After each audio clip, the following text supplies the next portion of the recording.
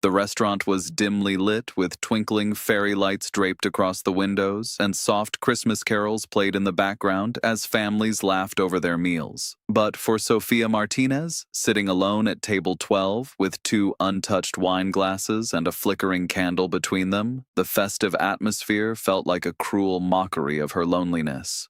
She checked her phone for the 8th time in 20 minutes, her heart sinking deeper with each passing second. Marcus had promised he would be there by 7:30. It was now 8:15, and the pitying glances from the waitstaff were becoming unbearable. When her phone finally buzzed, it wasn't with an apology or an explanation of traffic. It was a single text message that shattered what little hope she had left clinging to. "Sorry, this isn't going to work out. You deserve better." 5 words. 5 simple, devastating words that confirmed what Sofia had feared her entire life. That somehow she would always be too much or not enough, never quite right, always destined to be left behind. She sat there frozen, staring at the screen until the words blurred through her tears. Around her, couples shared desserts and parents helped their children color on the paper menus, and she felt like she was watching life happen through a window she could never break through.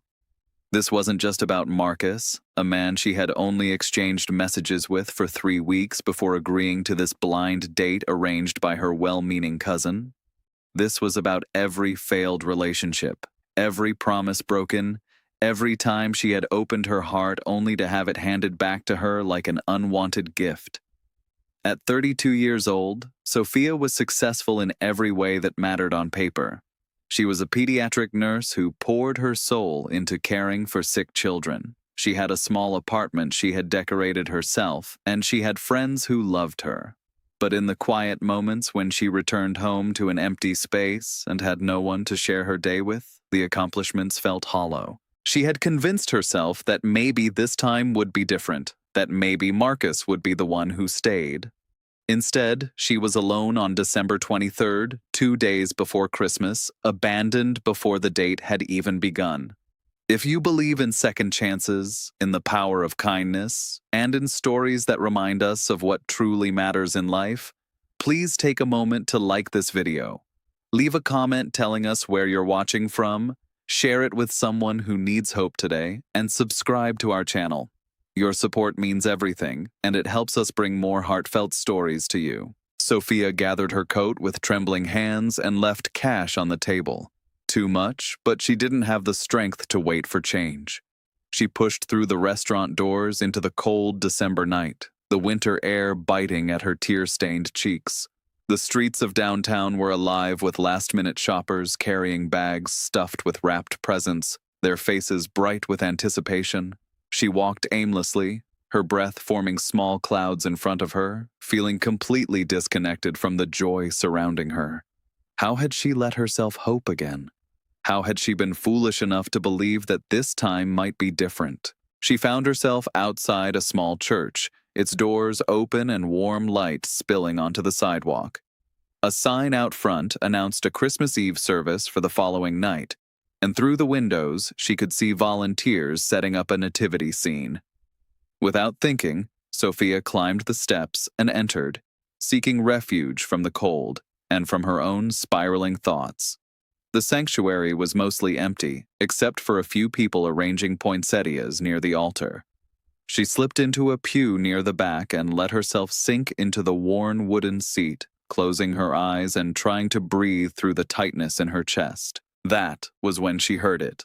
A small voice, clear and curious, breaking through her misery like a ray of unexpected sunlight.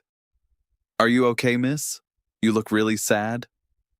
Sofia opened her eyes to find a little girl standing in the aisle beside her pew, maybe 6 or 7 years old, with golden hair pulled into 2 braids and enormous hazel eyes filled with genuine concern. She wore a cream-colored sweater and a blue skirt, and she was holding a small stuffed lamb that looked well-loved and slightly worn. The innocence and directness of the question caught Sofia completely off guard. Children had always been able to see through the facades adults constructed, cutting straight to the truth with their unfiltered honesty. I'm all right, sweetheart," Sophia managed, wiping at her eyes and attempting a smile that felt more like a grimace. Just having a hard day. The little girl didn't leave. Instead, she studied Sophia with the serious intensity only children possess, as if she could see all the broken pieces Sophia was trying to hold together. Then, without asking permission, she climbed up onto the pew beside Sophia and sat down, arranging her skirt carefully and placing the stuffed lamb on her lap. "My name is Isla," she announced. "When I'm sad, my mommy says that Jesus knows about it and he cares. She says sometimes we cry because our hearts are too full of feelings, and that's okay because God made us to feel things." The simple theology delivered in such a matter-of-fact tone made Sophia's throat tighten with fresh emotion. "That's very wise, Isla," Sophia whispered. "Your mommy sounds like a smart lady." Isla nodded solemnly. "She is. She's up there helping with the flowers because she's good at making things pretty. I'm supposed to be sitting quietly, but I saw you, and you looked like you needed a friend." The girl paused, then added with the brutal honesty of childhood, "You look like the princess in my storybook when the dragon scares her away from the castle, like something really bad happened." Sophia let out a shaky laugh that was half sob. "Something kind of bad did happen. Someone I was supposed to meet tonight decided they didn't want to meet me after all. It made me feel not very special." Isla's eyes widened with indignation.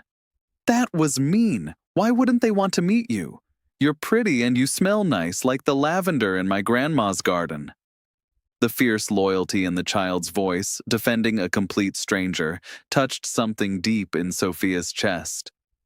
"Sometimes grown-ups make choices that hurt other people," Sophia tried to explain, struggling to keep her voice steady. "And sometimes those choices make us question if there's something wrong with us." Isla shook her head emphatically, her braids swinging. "There's nothing wrong with you. I can tell because I'm really good at knowing about people. My teacher says I have perceptiveness." She sounded out the word carefully, clearly proud of using such a big term. "And I think you're the kind of person who helps people, like a doctor or a teacher or someone who takes care of others." "I'm a nurse," Sophia admitted, surprised at how this tiny human had read her so accurately. "I take care of sick children at the hospital." Isla's face lit up with recognition and respect. "I knew it. See? You're someone really important. You help kids feel better when they're scared and hurting.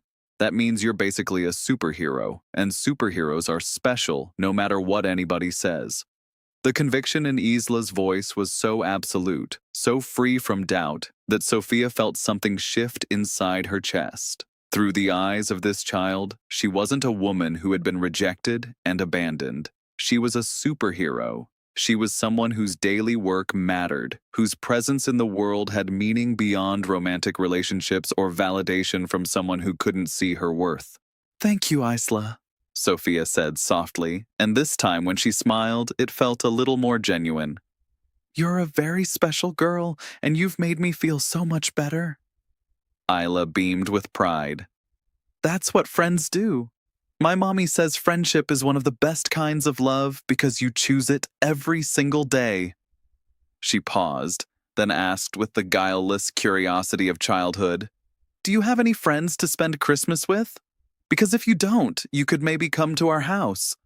We always have extra cookies, and my mommy makes enough food for like 100 people even though it's just us and my daddy and my grandma." Before Sophia could answer, a woman's voice called out from near the altar. "Isla Marie, where did you wander off to?" A tall woman with the same golden hair as the little girl appeared, walking down the aisle with a slightly exasperated expression that melted into an apologetic smile when she saw Sophia. "I'm so sorry. My daughter has a gift for making friends with absolutely everyone, and she doesn't always ask before starting conversations. I hope she wasn't bothering you." The woman was perhaps a few years younger than Sophia, dressed casually in jeans and a red Christmas sweater, with warm eyes that held the kind of tired kindness that came from long days of motherhood. "Not at all," Sophia assured her quickly. "Actually, Isla found me at exactly the right moment. I was having a terrible evening, and your daughter's kindness has been like medicine for my heart. She looked down at Isla, who was gazing up at her mother with proud satisfaction. "She's remarkable." The woman's expression softened with maternal pride mixed with relief. "She is something special, that's for certain. I'm Rebecca, by the way, Isla's mom and apparently the coordinator of wayward children in churches." She extended her hand with a warm smile, and Sophia shook it, introducing herself. Rebecca's gaze lingered on Sophia's face, taking in the evidence of recent tears and the raw vulnerability she hadn't quite managed to mask. "Rough night?" Sophia hesitated, then decided there was no point in pretending. Something about Rebecca's straightforward warmth made dishonesty feel unnecessary. "I was supposed to have a blind date tonight. He sent me a text right as I arrived at the restaurant calling the whole thing off. It's been a challenging year, and I think this just broke something in me that I was trying very hard to keep together." Rebecca's expression shifted to one of immediate understanding and sympathy. "Oh, honey, I'm so sorry. What an absolutely cowardly thing for him to do. You deserve so much better than someone who doesn't have the decency to at least show up and be honest face to face." Isla tugged on her mother's sleeve. "Mommy, I told her she could come to our house for Christmas because she's a nurse, and that makes her a superhero, and superheroes shouldn't be alone on Christmas." Rebecca looked momentarily surprised, then laughed, a genuine, delighted sound. "Well, my daughter certainly doesn't lack for initiative." She turned to Sophia with an expression that was both apologetic and sincere.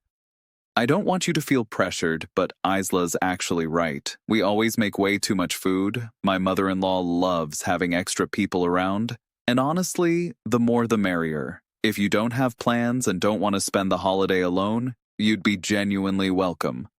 No pity invitation, I promise. Just genuine hospitality." Sophia felt overwhelmed by the unexpected kindness. Strangers didn't just invite other strangers to their Christmas celebrations. Yet here was this woman and her perceptive daughter offering exactly what Sophia needed. Not romance or validation from someone who couldn't see her worth, but simple human connection and acceptance. "I couldn't impose like that," Sophia protested weakly, even as part of her desperately wanted to accept. "You don't even know me." Rebecca waved off the concern. "We didn't know you 20 minutes ago, and now we do. That's how friendships start. Besides, Isla is an excellent judge of character, and she clearly thinks you're worthy of our best cookies, which is the highest praise she offers." She smiled warmly. "Think about it at least. I'm completely serious about the invitation. We live about 15 minutes from here, and Christmas dinner is at 3 o'clock tomorrow. If you change your mind or just want some company, I'll write down our address." Isla reached over and patted Sophia's hand with her small one. "Please come. I think you need to remember that you're special, and my family is really good at helping people remember important things." The simple statement, delivered with such earnest conviction, made Sophia's eyes well up again. But this time, the tears weren't entirely from sadness. They were from the overwhelming realization that even in her darkest moment, when she had felt most alone and most rejected, kindness had found her. A child's compassionate heart had seen her pain and responded with exactly what she needed. Not solutions or platitudes, but simple, genuine care. "Okay," Sophia heard herself say, the word coming out before she could overthink it. "I'd love to come. Thank you." Isla let out a delighted squeal and threw her arms around Sophia's waist in an exuberant hug.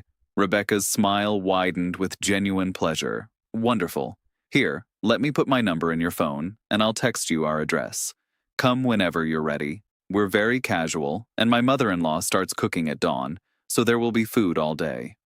As Rebecca entered her contact information, Isla chattered excitedly about all the Christmas traditions Sophia would get to experience. "We have a special Christmas breakfast with cinnamon rolls that my grandma makes from scratch, and then we open presents one at a time so we can watch everyone's faces, and then we play games, and then we have the big dinner with turkey and like 17 kinds of dessert, and then..." Sophia listened to the enthusiastic litany with a smile that felt increasingly natural. The pain of Marcus's rejection hadn't disappeared. She knew it would take time to fully process that disappointment. But somehow, in the span of 30 minutes, the crushing weight of loneliness had lifted just enough for her to breathe again. She had come into this church feeling broken and discarded. She was leaving with a phone number, an invitation, and something she hadn't expected to find: hope. Not the desperate hope she had pinned on Marcus or any other potential romantic relationship, but something steadier and deeper. The hope that came from remembering her own worth, from being reminded that her value wasn't determined by who chose to stay or leave, but by who she was at her core. A person who helped others, who showed up even when it was hard, who kept trying even after being hurt. That night, back in her apartment, Sophia sat on her couch with a cup of tea and looked at Rebecca's contact information saved in her phone.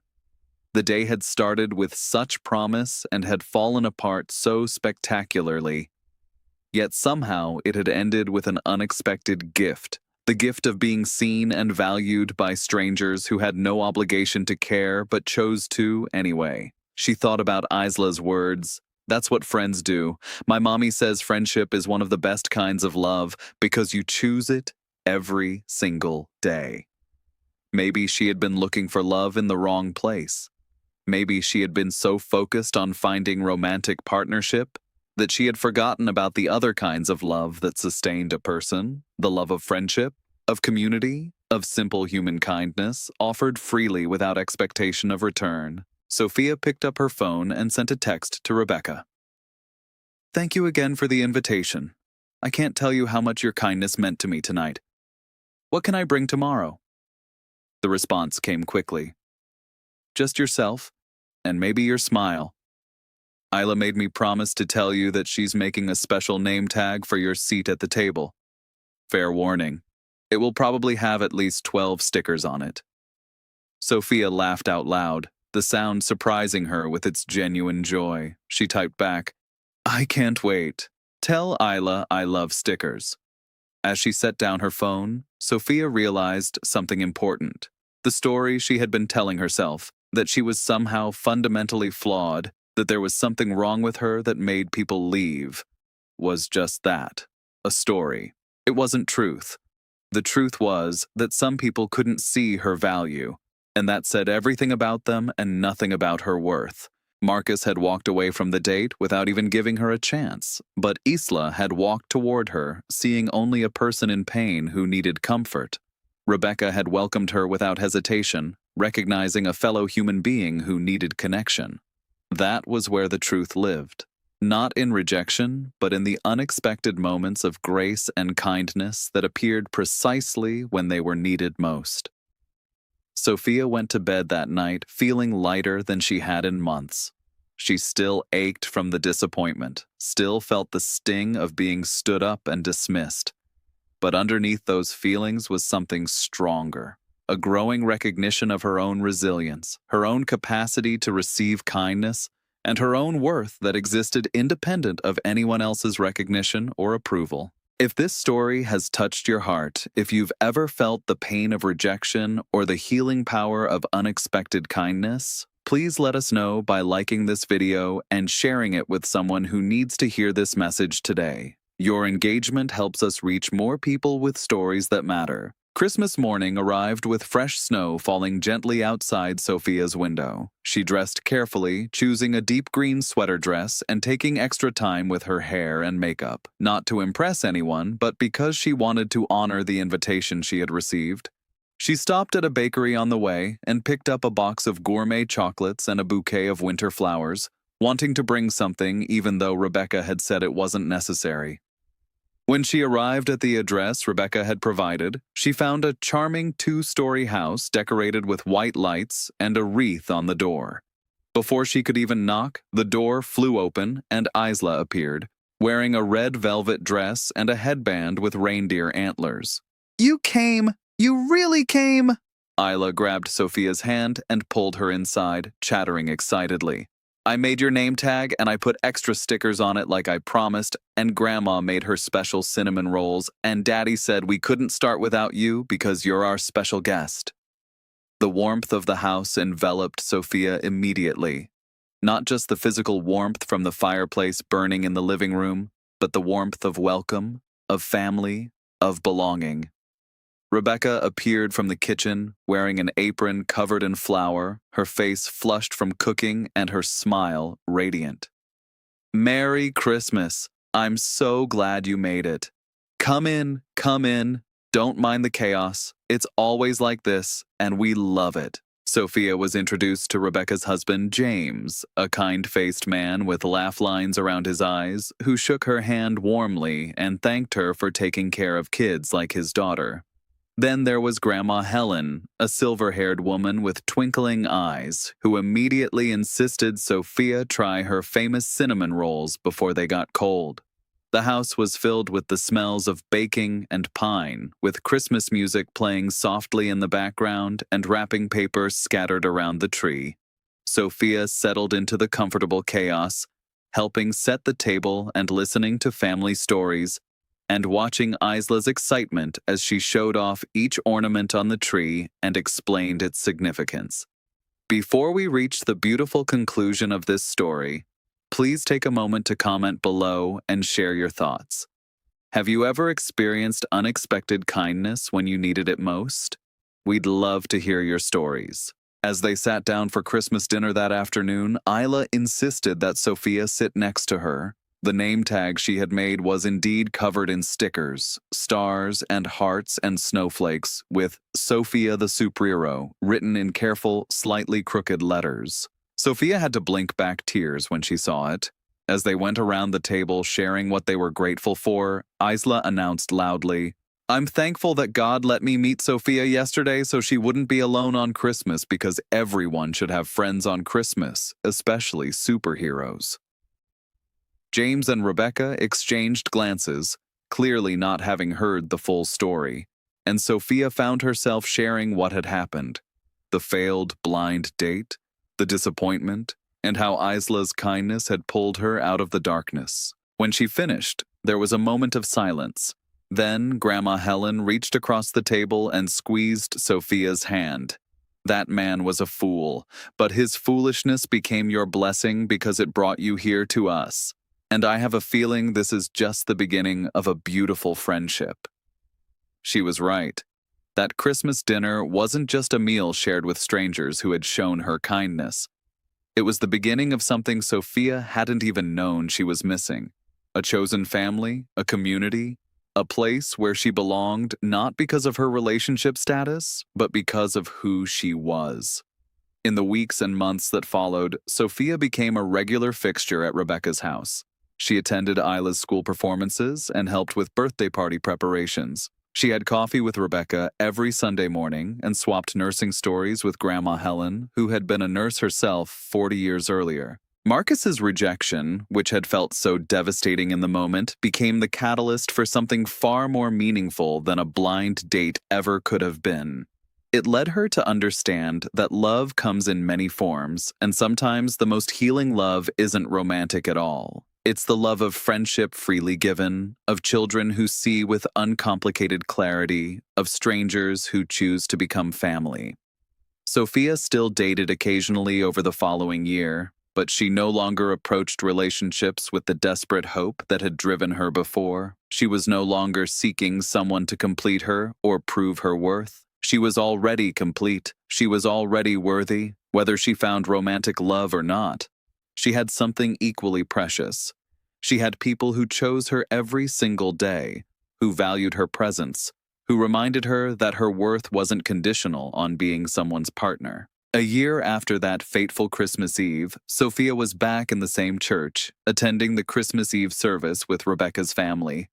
Isla, now 7.5 and very proud of those extra months, leaned against her shoulder during the candlelight portion of the service. As they sang Silent Night together, their candles flickering in the darkness, Sophia thought about how much had changed since she had stumbled into this church, broken-hearted and alone. She had been looking for love in all the wrong places, searching for someone to validate her existence and prove she was worthy of being chosen. Instead, she had found something better. She had found herself. She had rediscovered her own strength, her own value, her own capacity to be loved exactly as she was, and she had learned that sometimes the greatest love stories aren't about romance at all. They're about the unexpected friendships that heal our hearts, the children whose wisdom cuts through our pain, and the families we create from the people who see us and choose to stay. As the service ended and they filed out into the snow-covered night, Isla tugged on Sophia's coat and looked up at her with those wise hazel eyes. "Are you still sad about that mean man who didn't meet you last year?" Sophia smiled and shook her head. "No, sweetheart. I'm not sad at all. Actually, I'm grateful it happened because it led me here, to you and your family. Sometimes the worst things that happen to us are actually the best things in disguise." Isla nodded seriously. "My mommy says God works in mysterious ways. I think he knew you needed us and we needed you, so he made everything work out perfect." Out of the mouths of babes, Sophia thought, came the most profound truths.